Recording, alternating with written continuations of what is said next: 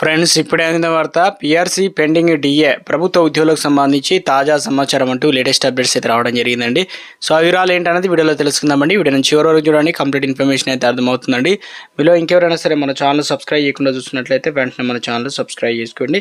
ప్రభుత్వం నుంచి వచ్చే లేటెస్ట్ అప్డేట్స్ అన్ని కూడా ముందుగానే అందించడం జరుగుతుంది. అదేవిధంగా చూస్తున్నారు, లైక్ చేయడం మర్చిపోతున్నారు, వెంటనే లైక్ చేయండి. లేట్ చేయకుండా వీళ్ళకైతే వెళ్ళిపోదామండి మనం.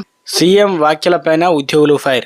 మెరుగైన ఫిట్మెంట్ పైన అనుమానాలు. రిటైర్మెంట్ బెనిఫిట్లు బిల్లులతో పాటు డిఏలు పీఆర్సీ కోసం కోర్టుకు వెళ్లిన పరిస్థితి. తెలంగాణలో తప్ప దేశంలోని ఏ రాష్ట్రంలోనూ 5 డిఏలు పెండింగ్లో లేవు. కేవలం 3 రాష్ట్రాలకు మాత్రమే ఉద్యోగులకు డిఏ బకాయి పడ్డాయి.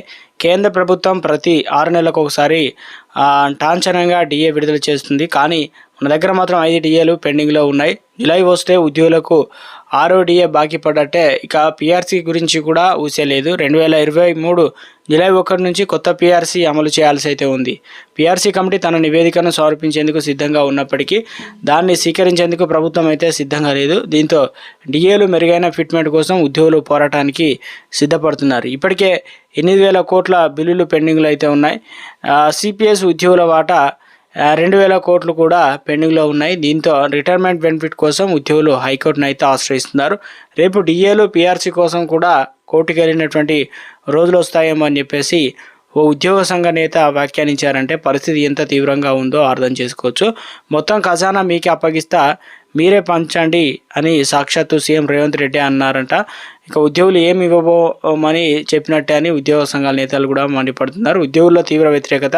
దీపావళి తర్వాత ఆర్థికేతర డిమాండ్లు, ఏప్రిల్ తర్వాత ఆర్థికపరమైన డిమాండ్లను పరిష్కరిస్తామని ప్రభుత్వం గతంలో హామీ ఇచ్చింది. జేఏసీ నేతలు 54 డిమాండ్లు సర్కారు ముందుంచారు. వాటిలో ఆర్థికేతర డిమాండ్లు 53, ఆర్థికపరమైన 21 ఉన్నాయి. తొలుత ఆర్థికేతర డిమాండ్లు పరిష్కరించాలని ఉద్యోగ సంఘాలు కోరినప్పటికీ ఇక ప్రభుత్వం వాటి నుంచి స్పందన లేదు. ఇప్పటికే దీపావళితో కొత్త సంవత్సరం సంక్రాంతి కూడా పోయి ఉగాది రాబోతుంది. కానీ ఉద్యోగ సంఘాల డిమాండ్లు ఇప్పటివరకు ఒకటి కూడా పరిష్కారం కాలేదు. ఆర్థికేతర డిమాండ్లు అయినా ప్రభుత్వం పరిష్కరించలేకపోయింది. ఆర్థికేతర డిమాండ్లు కూడా పరిష్కరించలేకపోతే ఎట్లా అని ఉద్యోగ సంఘ నేతలు కూడా ప్రశ్నిస్తున్నారు.